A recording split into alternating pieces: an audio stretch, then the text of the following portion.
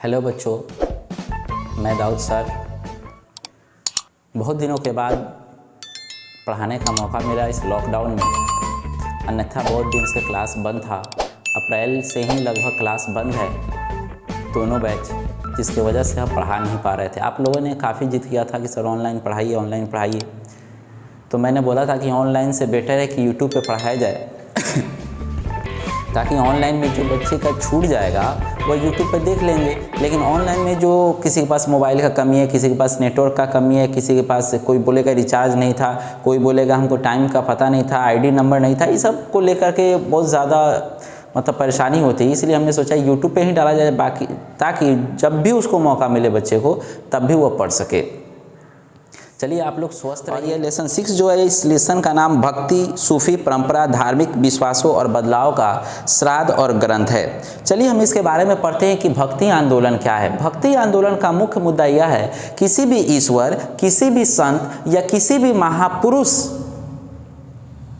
के नियमों पर चलने या उसको अपना गुरु मानने या उनके कर्मों पर निर्भर रहने का जब मौका मिले या जब उनके कर्मों पर निर्भर रहने की खुशी मिले, वैसी खुशी को ही हम भक्ति कहते हैं। जैसे कोई कहता है कि हम शंकर भगवान के भक्त हैं, इसका मतलब है कि वह भक्त है किसके? शंकर भगवान के। कोई हनुमान भगवान, कोई कृष्ण भगवान, कोई सूफी लोगों का, जैसे कि मान लिया ख्वाजा मोइनुद्दीन चिश्ती अजमेरी या बगदाद काकी या अन्य लोग ऐसे सूफी संत हैं जो सभी लोग एक दूसरे के भक्त होते हैं। तो वैसे भक्त उसे कहा जाता है जो एक महापुरुष के राह पर चलने वाला व्यक्ति, उनके बताए गए कार्य को करने वाला व्यक्ति को ही भक्त कहते हैं। जैसे आपने सुना होगा श्री कृष्ण की उपासक थी मीराबाई, रामानंद, रामानुज, इन सभी लोगों के कोई ना कोई उपासक था और सभी उपासकों को भक्त कहा गया। इस काल में 2 प्रक्रियाएं कार्यरत है। भक्ति आंदोलन को 2 रूपों में बांटा गया था। पहला ब्राह्मणीय विचारधारा और दूसरा है शूद्र। ब्राह्मणीय विचारधारा उन लोगों को कहा गया जो लोग ब्राह्मण जाति से आते थे, जो लोग दान देते थे, दान लेते थे, बड़े बड़े यज्ञ कराते थे, पूजा पाठ कराते थे, साथ में वेदों का जानकार होते थे, धर्म ग्रंथों का जानकार होते थे, उन्हीं को ब्राह्मण कहा गया। उसके बाद आता है शूद्र। शूद्र उसे कहा गया कि जो बड़े ओहदे, क्षेत्रीय, राजा महाराजा, ब्राह्मण जाति, इन लोगों का सेवा सत्कार करते थे, उसे ही शूद्र कहा गया। यह सामाजिक वर्गों की अवस्थाओं में यह आचरण देखा गया है कि ब्राह्मण द्वारा स्वीकृत किया जाना, उसे नया रूप प्रदान करना। ब्राह्मणों के द्वारा स्वीकृत किया जाता है। जो लोग शूद्र या अन्य प्रजा कोई भी चीज़ ब्राह्मण को अनुदान के रूप में, वह श्राद्ध का हो या पूजा पाठ का हो, दान या दक्षिणा देते हैं, तो ब्राह्मण का कार्य होता है उसको एक्सेप्ट करना, स्वीकार करना। तो ब्राह्मण का कार्य क्या था कि बड़े बड़े यज्ञ को कराना, पूजा पाठ कराना, दान दक्षिणा लेना, साथ में दान दक्षिणा देना अपने से बड़े ओहदे के ब्राह्मण को। उसके बाद है कि लोगों का श्राद्ध कराना, पिंडदान कराना या पूजा पाठ कराना। इन सभी चीज़ों के लिए ब्राह्मण को सबसे अव्वल नंबर पर माना जाता था। उसके बाद शूद्र आता था। तो शूद्र को मैंने बता ही दिया कि वह एक नौकर थे जो अपने से बड़े ओहदे वाले लोगों को सेवा सत्कार करते थे। संभवतः इस काल में साहित्य और मूर्तिकला, देवी देवताओं को अधिक दृष्टि से देखा गया। भक्ति आंदोलन में सबसे ज़्यादा इस दृष्टि से देखा गया कि उसमें ईश्वर को ऊपर, सबसे ऊपर माना गया, मतलब सबसे बड़े ओहदे पर ईश्वर को माना गया, ताकि वह ईश्वर सही रूप से कार्य कर रहे हैं, सही रूप से हम उनके ऊपर निर्भर हैं या नहीं। मतलब ईश्वर को बड़े ओहदे पर देखा गया ताकि हम उनके ईश्वर के भक्ति में लीन रहें, हम ईश्वर के दिए गए ग्रंथ के मान्य रहें, हम ईश्वर के दिए गए मार्गदर्शन पर खड़े उतरे। इसलिए ईश्वर को ज़्यादा अधिक से अधिक उस समय देवी देवताओं को दृष्टिगत देखा गया। सामाजिक स्तर पर यह भी देखा गया कि उपमहाद्वीप धार्मिक विचारधाराएं, पद्धति महान, सांस्कृतिक या परिपट या लघु परंपरा जैसे संवाद का रूप भी बताया गया कि जैसे कि ईश्वर लोग संस्कृत, कई महर्षि वाल्मीकि या कई ऋषि मुनियों के द्वारा ईश्वर की कथाएं, ईश्वर की गाथाएं, ईश्वर के द्वारा लड़ी गई युद्ध या ईश्वर की दी गई वचन को संस्कृत भाषा में लिखे गए। उस तरीके से उस संस्कृत भाषा को कई ऋषि मुनियों ने, किसी को संस्कृत को हिंदी अनुवाद किया, कई लोगों ने ग्रीक भाषा में अनुवाद किया, कई लोगों ने लैटिन भाषा में अनुवाद किया, कई लोगों ने अपने अपने भाषाओं में, यहाँ तक कि अरबी, फारसी और हिंदी भाषाओं में भी अनुवाद करके लोगों को पढ़ने का मौका मिला। कई लोगों ने इसको अपने देश ले जा करके भी उसको अनुवाद किया ताकि वहाँ के लोगों को भी रामायण, भगवत गीता या अन्य प्रकार के ग्रंथों की जानकारी प्राप्त कर सकें। धर्म इतिहास की एक परंपरा है जो मुख्य भागों में 2 भागों में बांटा जाता है। पहला सगुण और निर्गुण। भक्ति आंदोलन को कितने भागों में बांटा जाता है? 2 भागों में बांटा जाता है। पहला है सगुण और दूसरा है निर्गुण।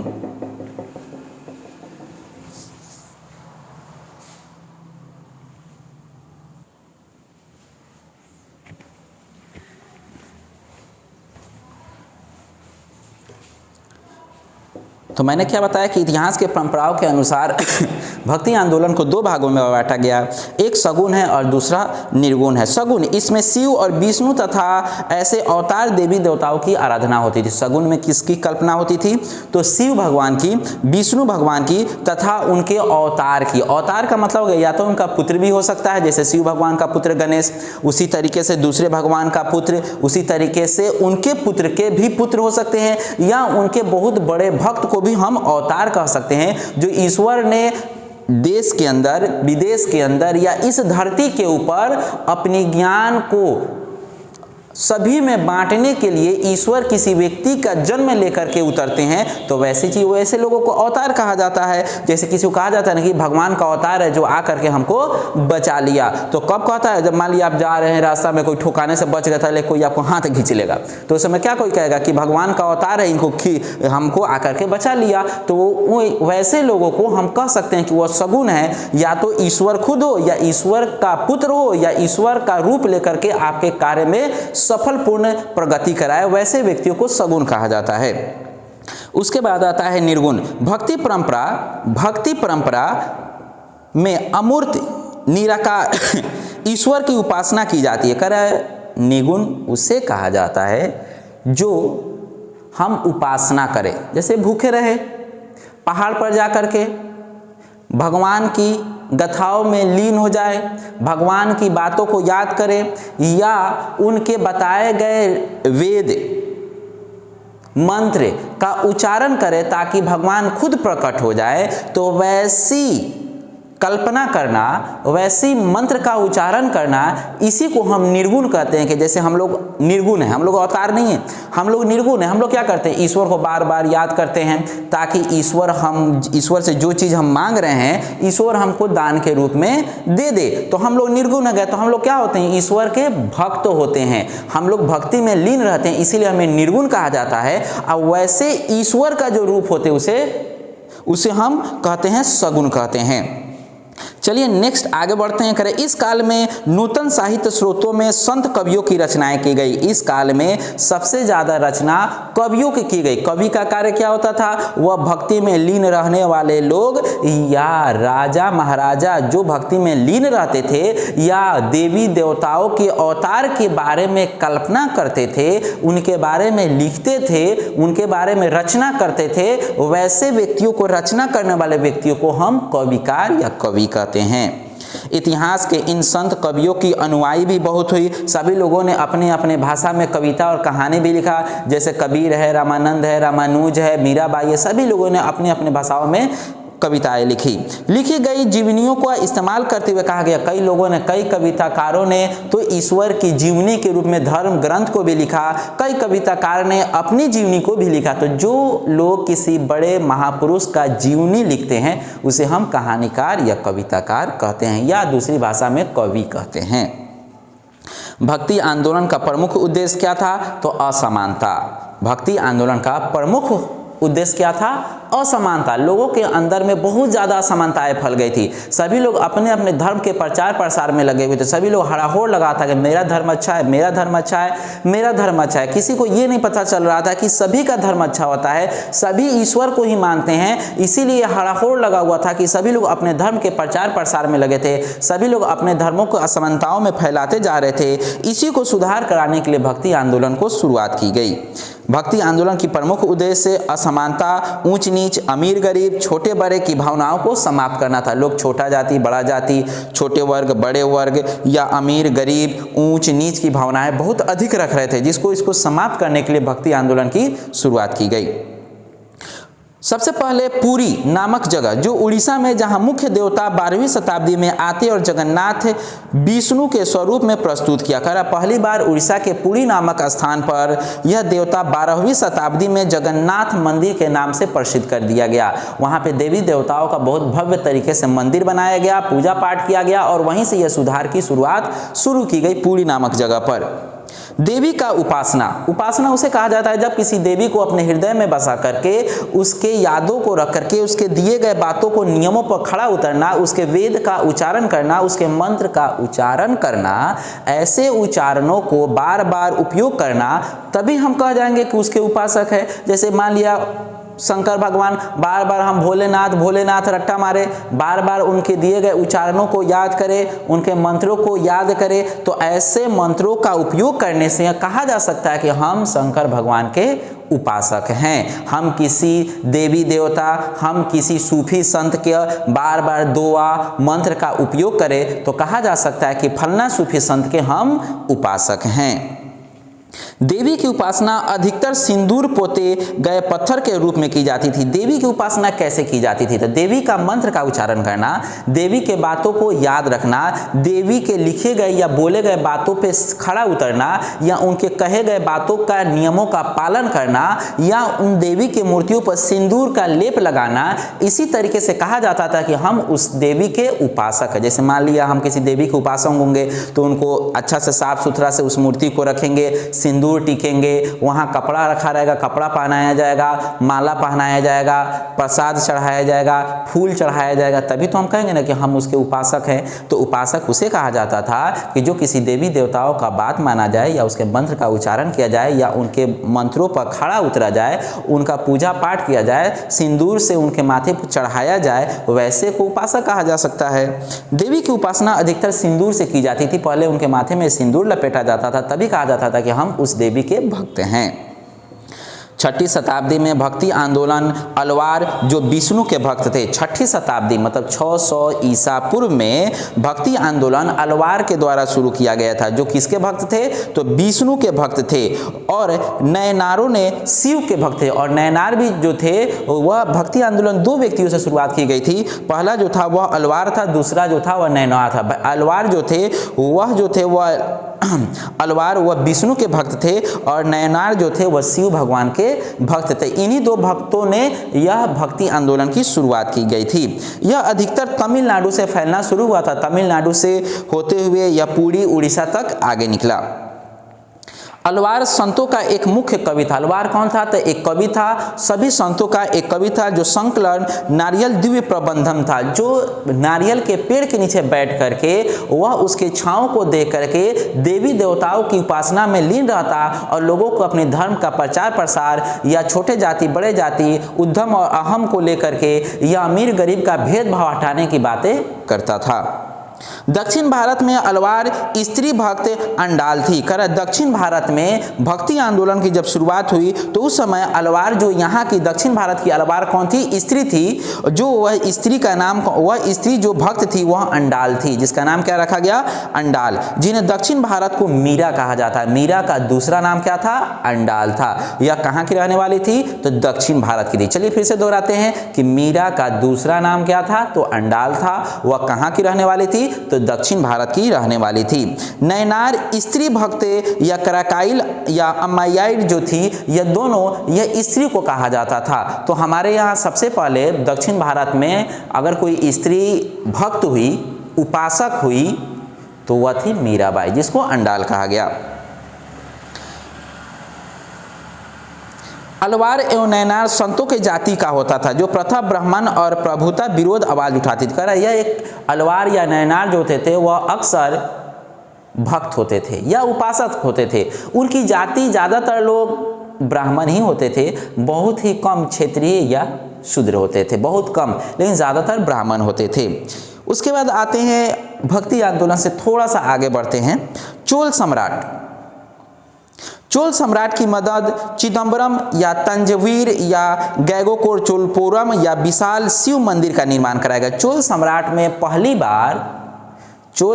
में पहली बार एक मंदिर का निर्माण कराया गया, जिस मंदिर का नाम जिस मंदिर में सब कौन से भगवान को रखा गया था, वह भगवान थे शिव भगवान। तो शिव भगवान को सबसे पहले किस साम्राज्य ने मंदिर के अंदर बैठाया, तो वह था चोल साम्राज्य, जो पहली बार एक विशाल मंदिर बनवाया और विशाल मंदिर के अंदर में शिव भगवान की मूर्ति को रखा और उसका पूजा पाठ किया।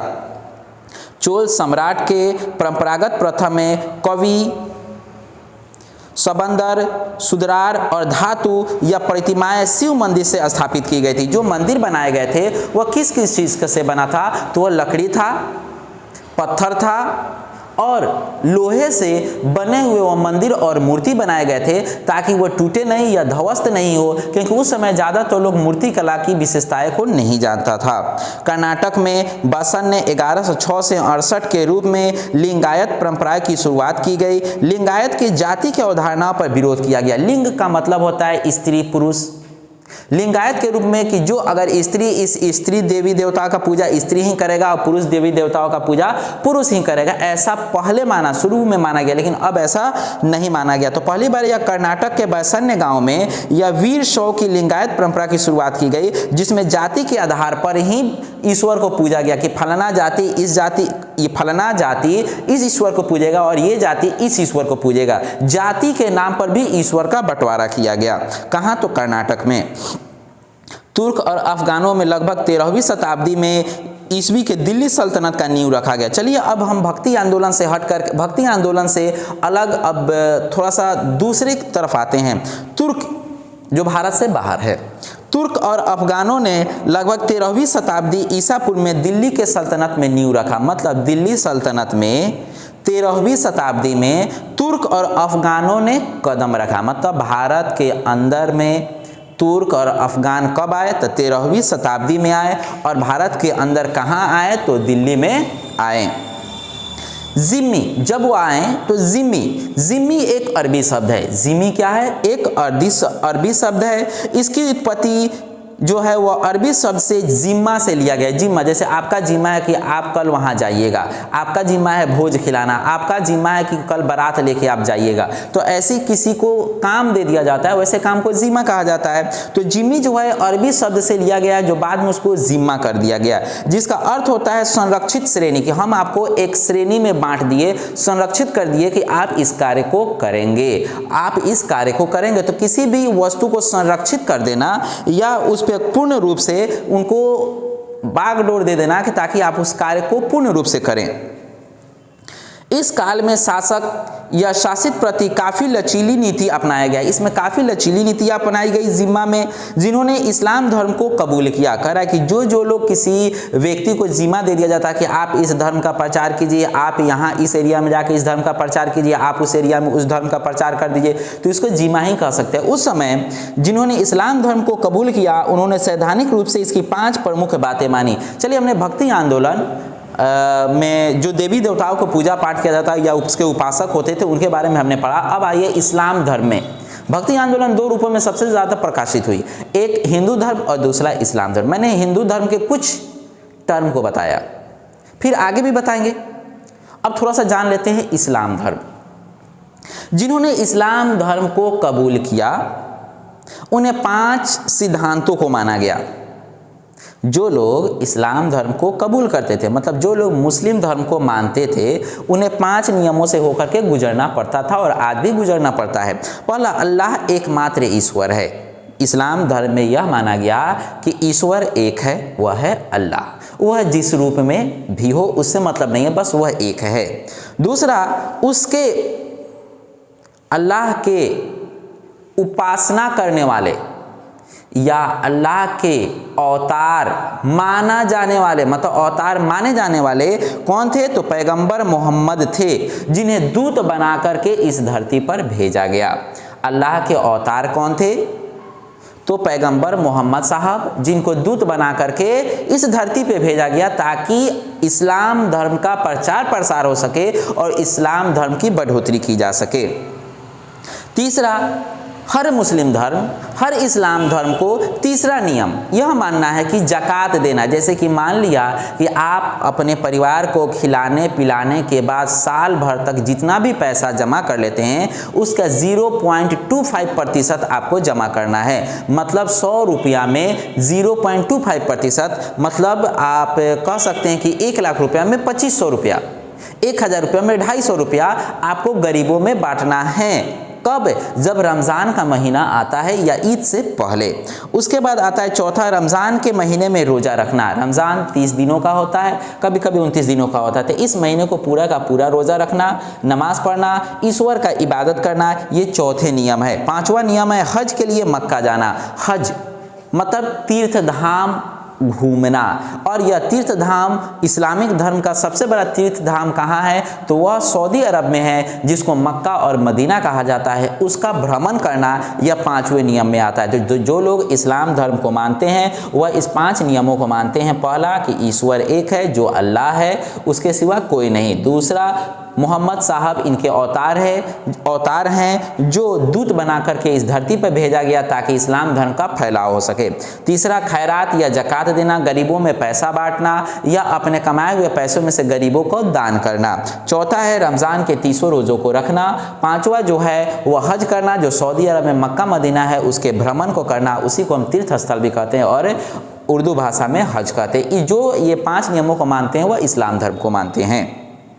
चलिए, इस्लाम धर्म को फैलाने में बहुत से सूफी संतों का भी अनुदान रहा, उनके बारे में जानते हैं। चिश्ती संतों की दरगाहों में सबसे अधिक पूजनीय दरगाह ख्वाजा मोइनुद्दीन चिश्ती की है। कह रहा है कि चिश्ती संप्रदाय इस्लाम धर्म के बहुत बड़े सूफी संत, जिनका नाम ख्वाजा मोइनुद्दीन चिश्ती, जो राजस्थान के अजमेर जिला में निवेश करते हैं और वहीं पे उनकी दरगाह है। कह रहा है कि चिश्ती संतों में, चिश्ती एक सिलसिला है जो सबसे बड़े सूफी संत थे। चिश्ती संतों की दरगाह में सबसे बड़े दरगाह के रूप में सबसे बड़े, अधिक पूजनीय, सबसे ज़्यादा हिंदू मुस्लिम सभी धर्मों के लोग इसे पूजते हैं। इस पूजनीय दरगाह का नाम क्या है? तो ख्वाजा मोइनुद्दीन चिश्ती, जिन्हें दूसरे नामों से गरीब नवाज के नाम से जाना जाता है। ऐसे कहा जाता है कि जो लोग वहाँ जाते हैं वापस खाली हाथ लौट के नहीं आते हैं, इसीलिए गरीब नवाज की उपाधि उन्हें दी गई थी। उनकी दरगाह कहाँ है? तो अजमेर में है। इन्होंने भारत में चिश्ती संप्रदाय की सिलसिला शुरू किया था। भारत में चिश्ती संप्रदाय की सिलसिला किसके द्वारा शुरू किया गया था? तो ख्वाजा मोइनुद्दीन चिश्ती के द्वारा। ऑब्जेक्टिव प्रश्न पूछता है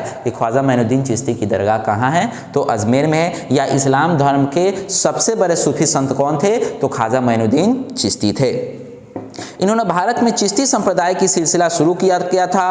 और यह पीर किसे कहा गया? तो जो गुरु होते थे उन्हें पीर कहा गया और मुरीद को शिष्य कहा गया। जैसे मान लिया कि हम गुरु हैं तो हम गुरु को क्या कहा जाएगा? पीर कहा जाएगा। और हमारे शिष्य आप हैं तो आपको क्या कहा जाएगा? मुरीद कहा जाएगा।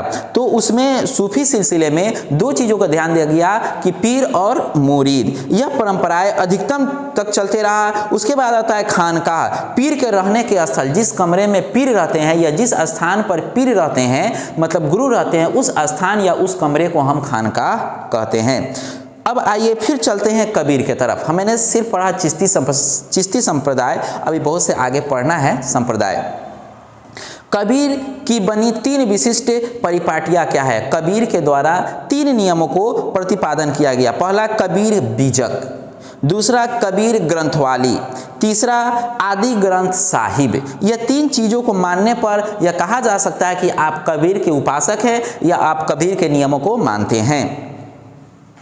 मीराबाई भक्ति परंपरा की सुप्रसिद्ध कवित्री थी। मीराबाई जो थी वह भक्ति आंदोलन के या भक्ति परंपरा का पहला ऐसा स्त्री थी जिन्होंने भक्ति आंदोलन को पूर्ण रूप से आगे बढ़ाया और भक्ति आंदोलन का सपोर्ट भी किया। यह एक सुप्रसिद्ध कवित्री थी। इनकी उम्र 22 साल की या 21 साल की उम्र में इनके पति के मर जाने के बाद यह श्री कृष्ण की उपासक हो गई, मतलब वह श्री कृष्ण को अपना पति मानने लगी। यह एक इनके गुरु संत रविदास नीची जाति के थे। करें मीराबाई के गुरु कौन थे? तो संत रविदास थे। मीराबाई एक श्री कृष्ण के उपासक थी। उसके बाद इनके गुरु का नाम क्या था? तो संत रविदास, जो निचले जाति के थे और मीराबाई ब्राह्मण जाति की थी, फिर भी वह निचले जाति को वह गुरु मानती थी क्योंकि इनसे ज़्यादा वह गुणवान थे। गुजरात और राजस्थान में गरीब परिवार में मीरा की प्रेरणा की स्रोत मिला था। खैर गुजरात और राजस्थान में यह इनकी गरीब परिवार में मीरा को प्रेरणा मिला, मतलब उनकी उपाधि मिली, उनको जानकारी मिली, वह भक्ति आंदोलन को सपोर्ट करने के लिए उन सारे गुणों को उपाधि ली। नाथ जोगी सिद्ध, जोगी समझते हैं ना, वो हारमोनिया बजाता है, भिक्षा मांगता है, उसी को जोगी कहा जाता है। कह नाथ का मतलब होता है ना आगे ना पीछे जिसका कोई नहीं, नाथ ना नगाह पगाह इसे नहीं कहा जाता है। उसी तरीके से कह रहा है कि नाथ मतलब ना आगे किसी का और ना ही उसका कोई पीछे, मतलब ना बाप मतलब मतारी और ना ही बाल ना बच्चा, उसी व्यक्ति को नाथ कहा जाता है जो मतलब आवारा हो। उसके बाद जोगी, जो अपने परिवार को छोड़ करके भिक्षा मांग करके अपने जीवन यापन करता है।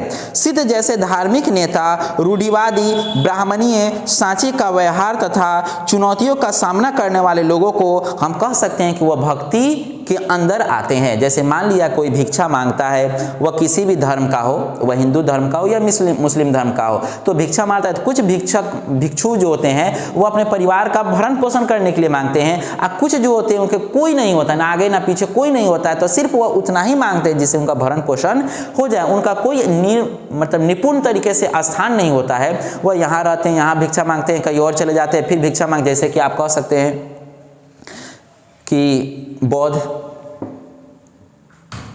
बौद्ध जब उनको ज्ञान की प्राप्ति हो गई तो वो घूम घूम करके भिक्षा मांगते और अपने ज्ञान का अर्जन करते। तो कब, जब वो घर छोड़ चुके थे तब उनको कह सकते हैं कि उनका आगे पीछे कोई नहीं था, लेकिन जब वो बौद्ध धर्म में प्रवेश नहीं किए थे तो उस समय उनका परिवार था। तो वैसे लोग जिनका आगे पीछे कोई नहीं हो, वह भक्ति में लीन रहते हो, भिक्षा मांग के उपासना करते हो, वैसे लोगों को हम कह सकते हैं कि वह जोगी हैं या नाथ हैं। उसके बाद कह रहा है सैद्धांतिक रूप से मुसलमान शासकों का उल्मा, मुसलमान जो शासक होता था उसको उल्मा कहा जाता था। उल्मा भी कहा जाता है और उल्मा भी कहा जाता है। उल्मा जो के मार्गदर्शन पर चलना, जैसे उल्मा उसे कहा जाता है जो एक बहुत बड़ा मौलवी और उनके बताए गए रास्ते पर लोगों का चलना, वह उल्मा होते हैं। और उल्मा उसे कहा जाता है जो एक शासक, जैसे राजा, मुस्लिम राजा, उनके बताए गए नियमों पर प्रजा को चलना, उसे उल्मा कहते हैं। और उल्मा जो राजा अलग है और एक बहुत बड़ा मौलवी वह उनके बताए गए रास्तों पर चले, उसे उल्मा कहते हैं। तथा उनमें आशा जीती जाती होती है, तथा उनके अंदर, लोगों के अंदर आशा जगी होती है कि वो जो मौलवी साहब या पंडित या कोई बड़े ब्राह्मण हमें जो बात बताएंगे हम उसी के रास्ते पर चलेंगे, उसी के बातों पर खरा उतरेंगे। उसे ही सैद्धांतिक रूप से मार्गदर्शक कहा गया। जैसे आप हमारे आप लोग हम जिस तरीके से बताते हैं उस तरीके से आप चलते थे, मेरे बताए गए मार्गदर्शन पे आप लोग खड़ा उतरते हैं।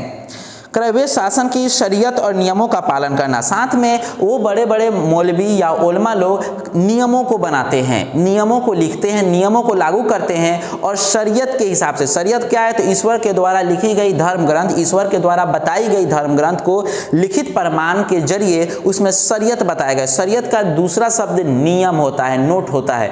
नियम का मतलब होता है जो ईश्वर के धर्म ग्रंथ में लिखी गई बातें, जो नियम है, उस पर जब हम खड़ा उतरते हैं तो कहते हैं कि शरीयत को हम मानते हैं, मतलब नियमों को हम मानते हैं। तो शरीयत एक तरीके से अरबी भाषा हो गया और नियम जो हो गया वह हिंदी भाषा हो गया। उसके बाद आता है मलेक्ष। मलेक्ष क्या है? कह रहा है प्रवासी समुदाय के लिए, प्रवासी किसे कहा जाता है? जो एक जगह से दूसरे जगह जाते हैं, दूसरे जगह से तीसरे जगह, तीसरे से चौथे, चौथे से पांचवी जगह पर घूमते रहते हैं, भ्रमण करते रहते हैं, वैसे व्यक्तियों को प्रवासी मजदूर या प्रवासी लोग या प्रवासी व्यापार कहा जाता है। प्रवासी समुदाय जो, जैसे कि आप देख सकते हैं कि रोड के किनारे आसपास नेटुआ या पहाड़ी लोग दवा उवा बेचता है, वो सब प्रवासी होता है जो एक जगह पर नियमित नहीं रहता है। प्रवासी समुदाय वो किसी भी धर्म का हो सकता है, ये जरूरी नहीं कि मुस्लिम धर्म का होगा, हिंदू धर्म का होगा, बौद्ध धर्म का होगा, जैन धर्म का होगा, यहूदी होगा, पारसी होगा या कोई भी धर्म होगा। ये जरूरी नहीं है कि कोई एक धर्म होगा, वह किसी भी धर्म का हो सकता है, इसीलिए कहा गया प्रवासी समुदाय। पर उस प्रवासी समुदाय के लिए वर्ण नियमों का पालन नहीं कर, जो प्रवासी समुदाय हो तो किसी भी नियमों का पालन नहीं कर, तो बोलते वह ईश्वर एक है, हम उसके भक्ति में लीन हैं, हम भिक्षा मांगते हैं, खाते हैं और ईश्वर का उपासना करते हैं। ना ही हमको किसी मंदिर से मतलब, ना ही हमको किसी मस्जिद से मतलब, ना ही किसी हमको गुरुद्वारा से मतलब, ना ही किसी हमको चर्च से मतलब, हमें जहाँ जो खिलाता है हम वो खाते हैं और ईश्वर का गुण गाते हैं। तो वैसे व्यक्तियों को प्रवासी समुदाय कहा जाता है जिनको किसी भी धर्म से लेन देन नहीं होता है।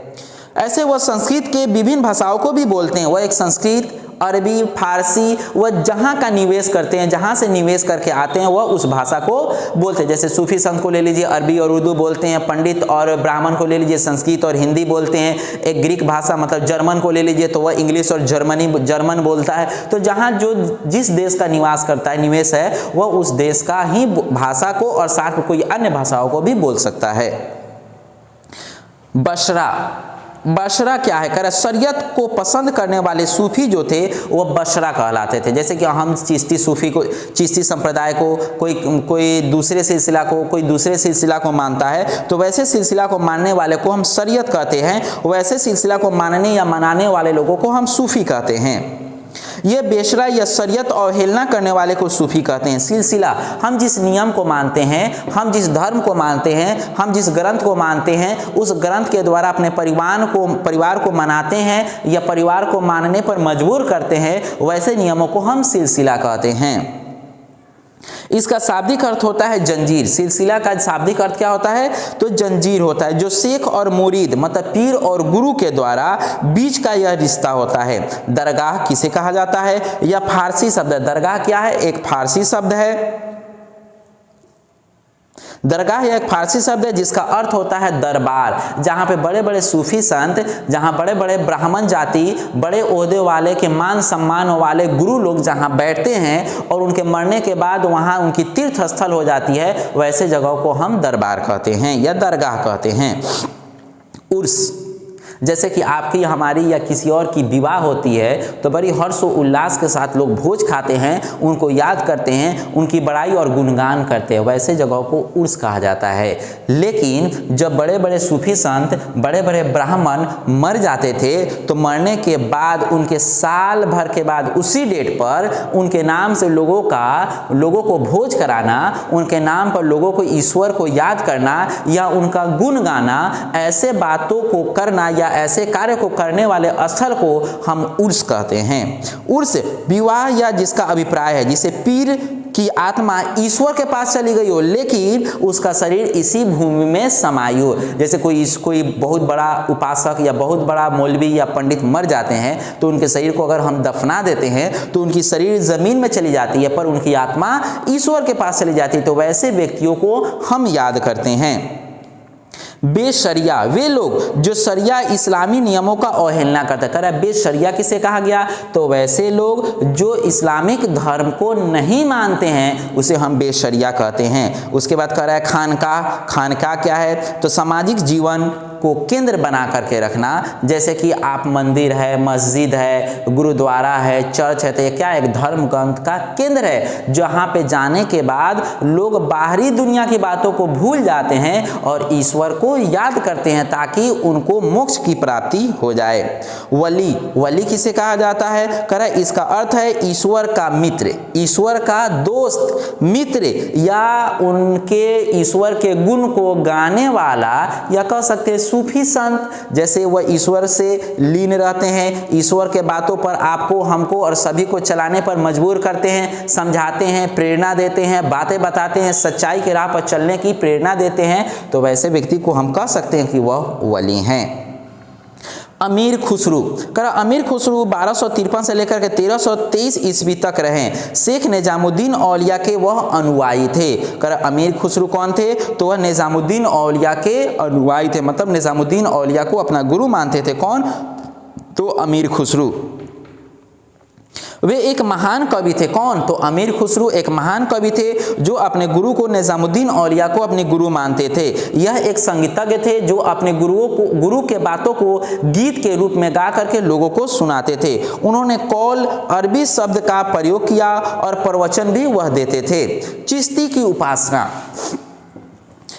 की उपासना में जियारत किया जाता है। जियारत का मतलब होता है एक जगह से दूसरे जगह घूमना। जियारत का मतलब एक जगह से दूसरे जगह घूमना। जैसे कि आप दिल्ली से मुंबई, मुंबई से आगरा, आगरा से केरल, केरल से तिरुवनंतपुरम या श्रीलंका, एक जगह से दूसरे जगह जब आप भ्रमण करते हैं तो हम कह सकते हैं कि आप जियारत कर रहे हैं। या एक बड़े सूफी संत के पास जाना, उनसे मिलना, उनसे गुफ्तगू बातें करना या उनके कुछ नियमों का पालन करना, तो भी हम कह सकते हैं कि आप जियारत करते हैं। जैसे हम कहते थे कि आप लोग आइए कभी मिलिए जुलिए हमसे, तो मिलना और जुलना क्या होगा कि आप हमारा जियारत करने आ रहे हैं, मतलब मिलने जुलने आ रहे हैं।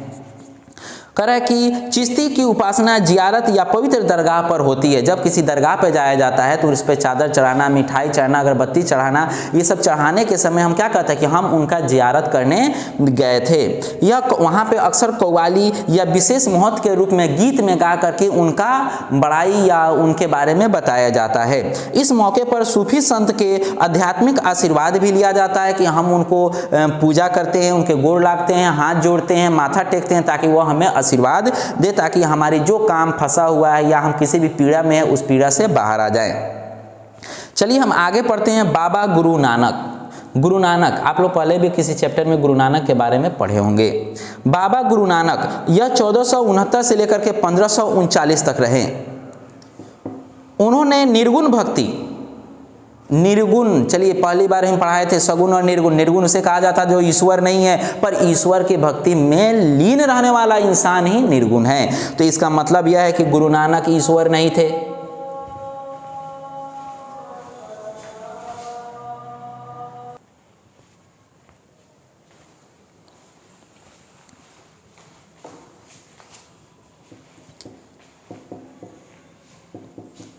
तो बाबा गुरु नानक जो थे वह 1469 से 1539 तक रहे।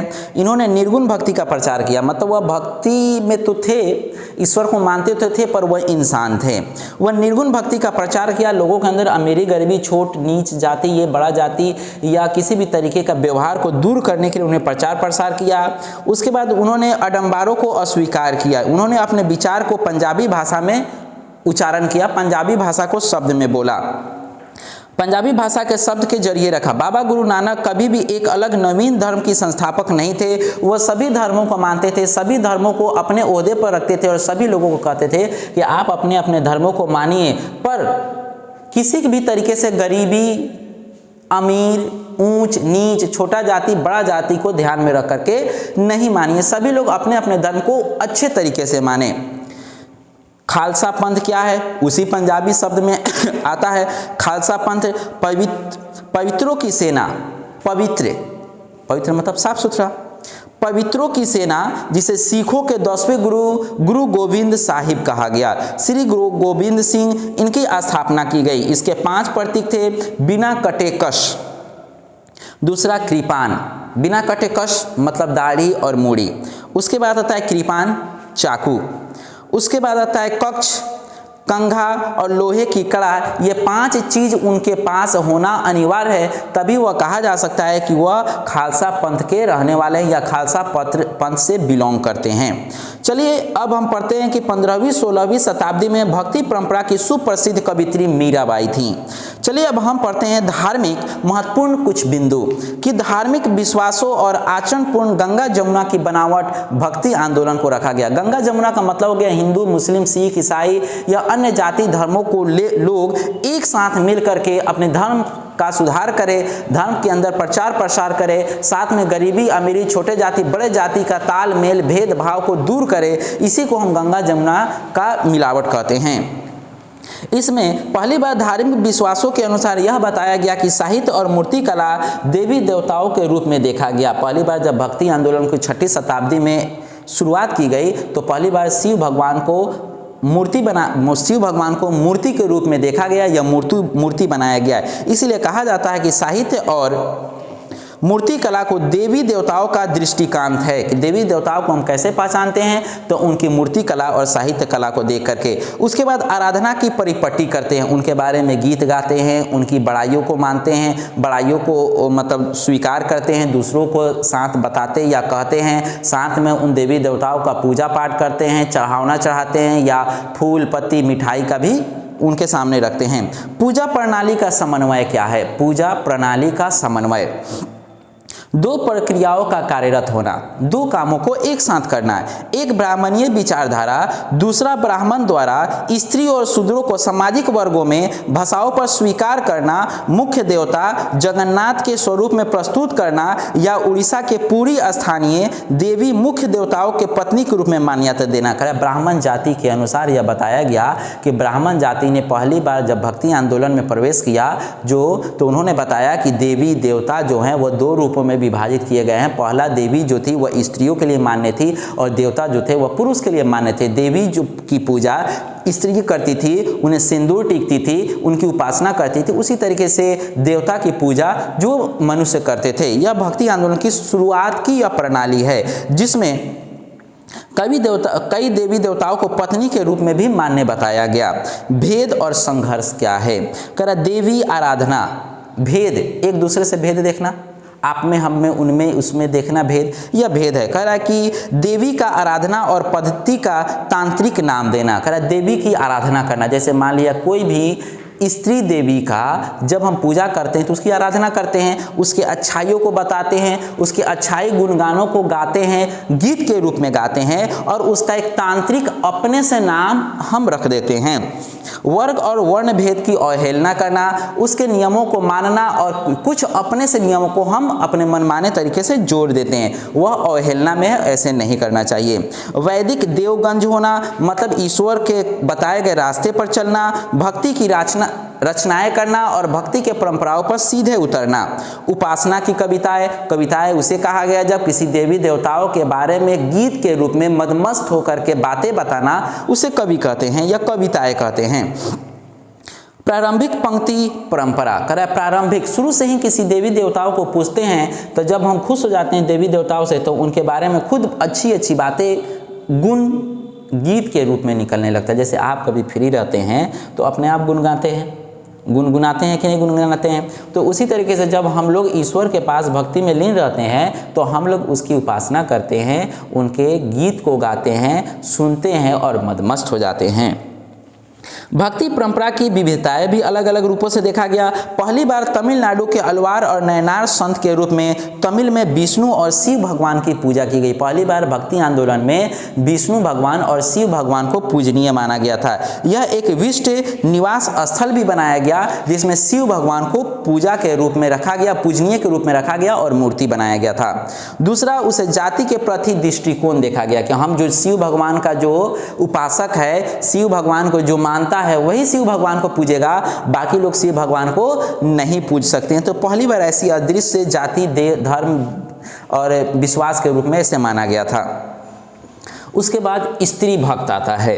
करे स्त्रियों के द्वारा पितरात्मक आदर्शों का चुनौती, जो स्त्री देवी का उपासक बन जाती हैं उसे हम स्त्री भक्ति कहते हैं। राज्य के साथ संबंध तमिल एक भक्ति रचनाओं के अनुसार बौद्ध के मानक और जैन धर्म के विरोधक थे। कह रहा है जो लोग भक्ति आंदोलन में थे वह जैन धर्म और बौद्ध धर्म को कहते थे कि ये कोई धर्म ही नहीं है। जो भक्ति आंदोलन के हिंदू धर्म में थे उन्होंने जैन धर्म और बौद्ध धर्म का बाइकॉट कर दिया। उन्होंने जैन धर्म और बौद्ध धर्म को कहा यह कोई धर्म नहीं है, विरोध किया। साथ में राजकीय अनुदान की प्रतिस्पर्धा भी की। कांस्य माओ का ढालना और सुंदरा का निर्माण और चोल सम्राटों के कवियों का विशेष कृपा की। साथ में चोल सम्राट में पहली बार जो मंदिर बनाए गए उनमें यह अनुयायी बताया गया कि यहाँ के जैन धर्म और बौद्ध धर्म को हटा दिया जाए ताकि भक्ति आंदोलन पूर्ण रूप से आगे फैले। उसके बाद आता है कर्नाटक के वीर शैव परंपरा। कराए नवीन आंदोलन का उदय, अनुदायी के रूप में शैव लिंग अनुतार या कहलाए या लिंग आयतों के अनुसार पूर्ण जन्म का चिन्ह कहलाया गया। पहली बार कर्नाटक में यह कहा गया कि किसी भी भक्ति आंदोलन में किसी भी इंसान जब ईश्वर में भक्ति में लीन रहता है तो उसके मरने के बाद ईश्वर एक मोक्ष प्राप्ति कर देता है और दोबारा उसे ईश्वर का जन्म लेने या किसी जीव जंतु का जन्म लेने का सत्य प्रतिपादित करता है कि हर इंसान को मरना है, मरने के बाद उसे मोक्ष की प्राप्ति होगी और ईश्वर फिर उसे इस धरती पर किसी दूसरे रूपों में विराजमान करेगा। उसी तरीके से अन्य रूप में भक्ति आंदोलन की प्रारंभ जो है वह 800 ईसा पूर्व से शुरू हुआ और 1700 ईसा पूर्व तक 800 ईस्वी से स्टार्ट हुआ और 1700 ईस्वी तक चला। भक्ति आंदोलन की शुरुआत कब हुई? तो 800 ईस्वी से लेकर के 1700 ईस्वी तक भक्ति आंदोलन चला। यह इसकी फैलाव कहाँ से हुई थी? तो दक्षिण भारत से हुई थी। यहाँ प्रश्न पूछ सकता है कि दक्षिण भारत में कौन सी आंदोलन शुरू हुई? तो भक्ति आंदोलन। दूसरा, भक्ति आंदोलन की शुरुआत कहाँ से हुई? तो दक्षिण भारत से। भक्ति आंदोलन की शुरुआत कब से हुई? तो 800 ईस्वी से लेकर के 1700 ईस्वी तक भक्ति आंदोलन चला। भक्ति आंदोलन का मुख्य नेता कौन था? तो शंकराचार्य थे। भक्ति आंदोलन के मुख्य नेता कौन थे? तो शंकराचार्य थे। इस सारे ऑब्जेक्टिव आप लोग को लिखा दिया गया है, जो बैच में लिखाया गया उसमें सभी ऑब्जेक्टिव लिखा दिया गया है। और जो लोगों के पास इसका ऑब्जेक्टिव अभी नहीं लिखाया गया था या ये लेसन अभी चलने वाला था, उन लोगों को नोट्स दे दिया जाएगा, व्हाट्सएप के ज़रिए आप लोगों को मिल जाएगा। भक्ति आंदोलन का प्रमुख नेता या मुख्य नेता कौन थे? तो शंकराचार्य थे। भक्ति आंदोलन में पहला जो था वह चैतन्य थे, जो श्री कृष्ण के उपासक थे। करा भक्ति आंदोलन का पहला नेता चैतन्य थे, जो किसके उपासक थे? तो श्री कृष्ण के उपासक थे। दूसरा जो थे वह नामदेव थे, तीसरा तुकाराम, चौथा जयदेव। इस सारे के सारे श्री कृष्ण के उपासक थे। इस तरीके से बहुत से ऐसे नेता थे। नेक्स्ट, रामानंद जो थे वह राम के उपासक थे। रामानंद किसके उपासक थे? तो राम भगवान के उपासक थे। रामानुजाचार्य यह किसके उपासक थे? तो यह एक विष्णु के उपासक थे।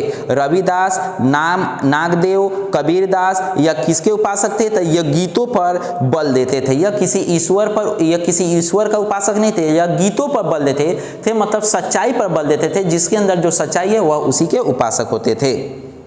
गुरु नानक यह समाज सुधारक थे। लोगों के अंदर में जाति भेदभाव, छोटा जाति बड़ा जाति, अमीरी गरीबी का सुधार करना चाहते थे। वह किसी धर्म या किसी कविता या गीत पर निर्भर नहीं थे।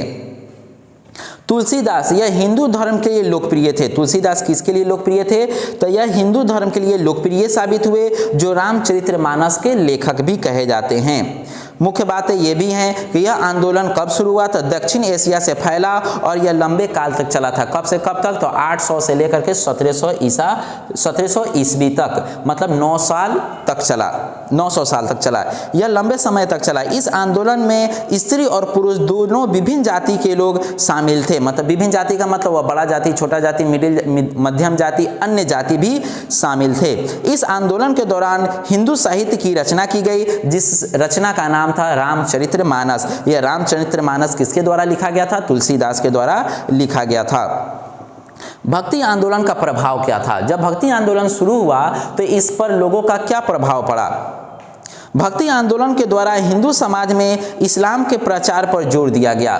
करा कि भक्ति आंदोलन के द्वारा हिंदू समाज ने इस्लाम के प्रचार पर जोर जबरदस्ती एवं राजनीतिक हस्तक्षेप का कड़ा मुकाबला किया, क्योंकि भक्ति आंदोलन के शुरू होने से पहले ही इस्लाम धर्म बहुत ही फूल और फल गया था। मतलब इस्लाम धर्म बहुत तेजी से फैल गया था। इसीलिए कई लोगों ने भक्ति आंदोलन, शंकराचार्य, नागदेव, तुकाराम, जयदेव या रामानंद, कई लोगों ने मिलकर के भक्ति आंदोलन की शुरुआत की कि उन्हें ये डर था कि अगर भक्ति आंदोलन की शुरुआत न की जाए तो हो सकता है कि पूरे भारत में इस्लाम धर्म जिस रेशियो से, जिस तेजी से बढ़ रहा है, उस तेजी से पूरा भारत इस्लाम धर्म के कब्जे में आ जाएगा। इसलिए उन्होंने भक्ति आंदोलन की शुरुआत की और इस्लाम धर्म का बहिष्कार किया कि इस्लाम धर्म के लोग नहीं माने। इस तरीके से इस्लाम धर्म के विरोध में भक्ति आंदोलन को शुरू किया गया था। इसका प्रभाव किसके ऊपर पड़ा? तो इस्लाम धर्म के ऊपर इसका प्रभाव पड़ा था। भक्ति आंदोलन के प्रमुख संत कौन थे? चलिए उनके बारे में जानते हैं कि भक्ति आंदोलन के प्रमुख संत कौन कौन थे। अलवार और नैनार दो रूपों में आते हैं। चलिए शंकराचार्य 788 ईस्वी से लेकर के 820 ईस्वी तक यह इनकी जन्म 788 ईस्वी में हुई और 820 ईस्वी तक यह रहे, मतलब 788 से लेकर के 820 ईस्वी तक यह भक्ति आंदोलन में रहे। रामानुज आते हैं, उसके बाद से मध्वाचार्य आते हैं, नामदेव आते हैं, एकनाथ आते हैं जो सिर्फ गीत के भविष्य पर निर्भर करते हैं, संत ज्ञानेश्वर आते हैं, जयदेव आते हैं जो 12वीं शताब्दी में आए हुए थे, रामानंद जो 15वीं शताब्दी में आए, कबीरदास जो 14 से 1500 ईसा पूर्व में रहे, दादू दयाल जो 1544 से लेकर के 1603 ईस्वी तक रहे, यह एक कबीर के शिष्य थे। दादू दयाल किसके शिष्य थे? तो कबीर के शिष्य थे। गुरु नानक 1469 से लेकर के 1538 तक, पीपा इनका जन्म 1425 ईस्वी में हुआ था। उसके बाद से पुरंदर जो 15वीं शताब्दी के कर्नाटक में उपलब्धि लिए, तुलसीदास 1532 से लेकर के 1623 तक, चैतन्य महाप्रभु 1468 से लेकर के 1533 तक यह बंगाल में उपज गए, यह बंगाल से उपरांत लिए। वल्लभचार्य 1479 से लेकर के 1531 तक, सूरदास 1483 से लेकर के 1563 तक, यह भी शिष्य थे कि तो यह किसके शिष्य थे? तो वल्लभचार्य के शिष्य थे। कौन? तो सूरदास किसके शिष्य थे? तो वल्लभचार्य के। करे सूरदास, उसके बाद मीराबाई यह कृष्ण के उपासक थी। हरिदास यह जो थे यह 1478 से लेकर के 1573 तक रहे। यह महान संगीत के विष्णु के गुण गाते थे, यह संगीत गाते थे और विष्णु के उपासक थे, विष्णु का गीत गाते थे। तुकाराम यह शिवाजी समकालीन थे। समर्थ रामदास शिवाजी के गुरु थे, यह दास बोध के रचयिता भी थे। व्यागराज की मृत्यु 1847 में हुई। रामकृष्ण परमहंस 1836 से लेकर के 1886 तक रहे। उसके बाद भक्ति स्वामी यह भी जो थे वह 1896 से 1977 तक रहे। उसके बाद चलिए हम जानते हैं कि समुदायों के नाम क्या है। हमने जितना भी नाम बताए सारे भक्ति आंदोलन के प्रमुख नेता थे। इनके बावजूद और इनके बाद भी बहुत से नेता आए, बहुत से छोटे बड़े नेता थे, लेकिन ये जितने भी थे ये प्रमुख नेता थे जिन्होंने काफ़ी अच्छा बागडोर संभाला। किसका? भक्ति आंदोलन का। चलिए अब आते हैं समुदायों का नाम। कह रहा है कि लोगों का वर्गीकरण जन्म स्थान पर निर्भर करता है। हमारा जहाँ जन्म होता है हम वहाँ के जन्म सिद्धांत के कहलाते हैं, वहीं के जन्म सिद्धांत के अनुसार बोली, विचार और नाम रखा जाता है। यह नियम पालन किया जाता है। सूफी मत का विकास, हमने पहले भक्ति आंदोलन पढ़ा, फिर इस्लामिक धर्म पढ़ा, फिर भक्ति आंदोलन पढ़ा, फिर एक बार चलते हैं सूफी आंदोलन के लिए। यह अंतिम चरण पे है। कह सूफी मत का विकास, ईश्वर की भक्ति और उसके आदर्शों का पालन करना, यह सूफियों का एक व्याख्या थी। सूफी लोग जो थे, संत लोग जो थे, वह कुरान से पढ़ करके लोगों को समझाते और बताते थे कि ईश्वर को कैसे मानना है या ईश्वर के बातों पर खड़ा कैसे उतरना है। खानकाह और सिलसिला क्या है? हमने पहले ही बताया, खानकाह उसे कहा जाता है जहाँ सूफी संत विराजमान हो, सूफी संत रहते हो, या सूफी संत अपने शिष्य को समझाते हो, बताते हो, या ईश्वर के ऊपर लीन रहने के लिए उपासना देते हो, वैसे जगहों को खानकाह कहा जाता है। यह सिलसिला उसे कहा जाता है जब मैं पिता, मेरे बच्चे, उसके बच्चे, उसके बच्चे, उसके बच्चे, तो सिलसिला आ रहा है। जैसे एक राजा का बेटा राजा, राजा का बेटा राजा, राजा का बेटा राजा, राजा का बेटा राजा, तो सिलसिला आ रहा है कि उनके बाद वो, उनके बाद वो, उनके बाद वो, उनके बाद वो, उनके बाद वो, तो उसे हम सिलसिला कहते हैं। उसके बाद कह रहा है खानगाह के बाहर, कह रहा है रहस्यवादी। खानगाह उसे कहा जाए जो रहस्यवादी हो, जैसे सूफी संत ब्राह्मण कुछ रहस्यवादी बातें को जानते हो, जादू मंत्र, जादू टोना, या काला जादू, या अच्छा जादू, या बुरा जादू, या किसी भी तरीके का रहस्यवादी बातें को जानने वाले को हम कह सकते हैं कि वह खानगाह है, जो सूफी संत या ब्राह्मण भी हो सकते हैं। शरिया का अवहेलना करना, कुरान शरीफ के नियमों का अमान्य करना, उसे हम अवहेलना कहते हैं। चिश्ती खानकाह का जीवन, चिश्ती संप्रदाय, चिश्ती संप्रदाय जो थी वह इस्लाम धर्म में आते। ऐसे जाना जाता है कि इस्लाम धर्म को 4 भागों में बांटा गया। इस्लाम धर्म के अंदर में कई सिलसिलाएं हैं, जिसमें 4 प्रमुख सिलसिला है।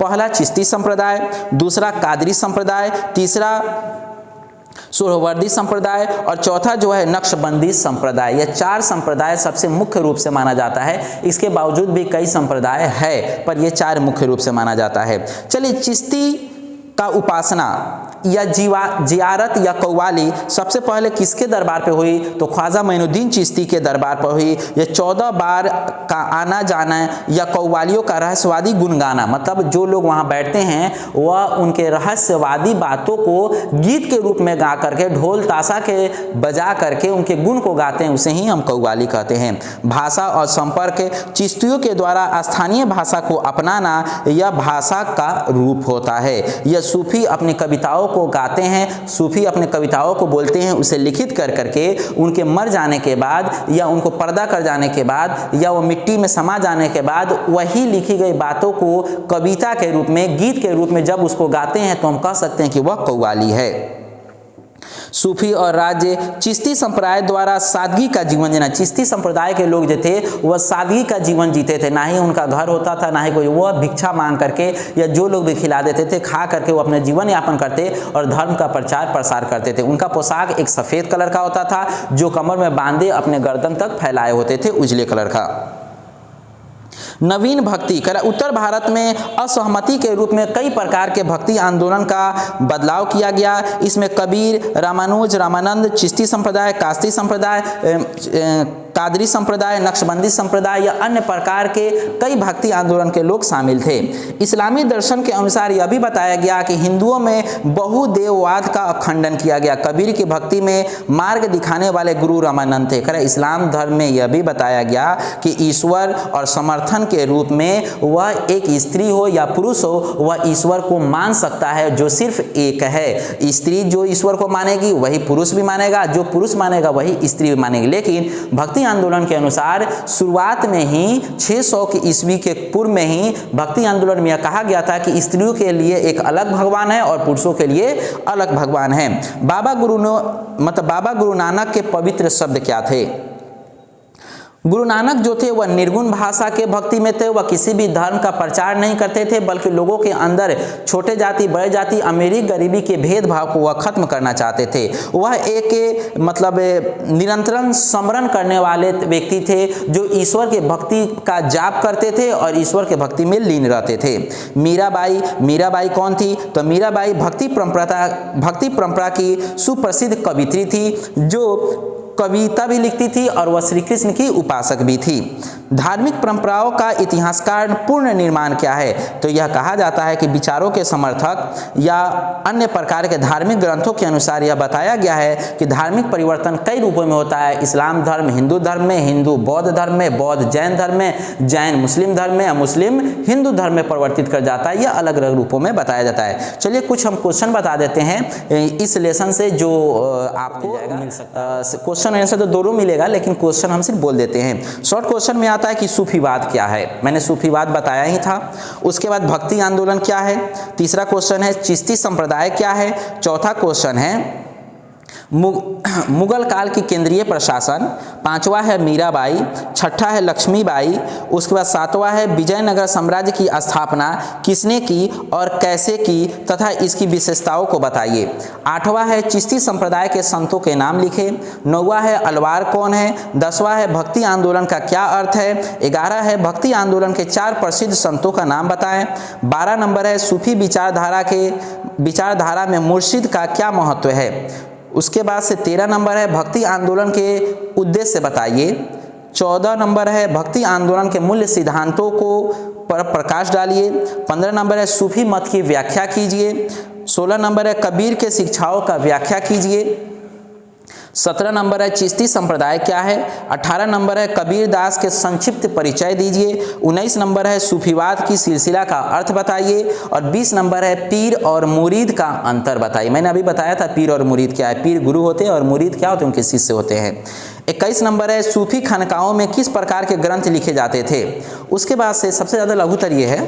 22 नंबर में भक्ति और सूफी आंदोलन एक दूसरे के पूरक थे, व्याख्या कीजिए। 23 नंबर है भक्ति आंदोलन की विशेषताएं बताइए। और 24 नंबर है भक्ति आंदोलन के प्रभाव का वर्णन कीजिए। 24 शॉर्ट क्वेश्चन है बाबू इसमें। चलिए लॉन्ग क्वेश्चन, भक्ति और सूफी आंदोलन का एक दूसरे के पूरक थे, इसकी व्याख्या कीजिए। 2 नंबर भक्ति आंदोलन से आप क्या समझते हैं? इस आंदोलन के क्षेत्र और इससे जुड़े संतों के नाम बताइए।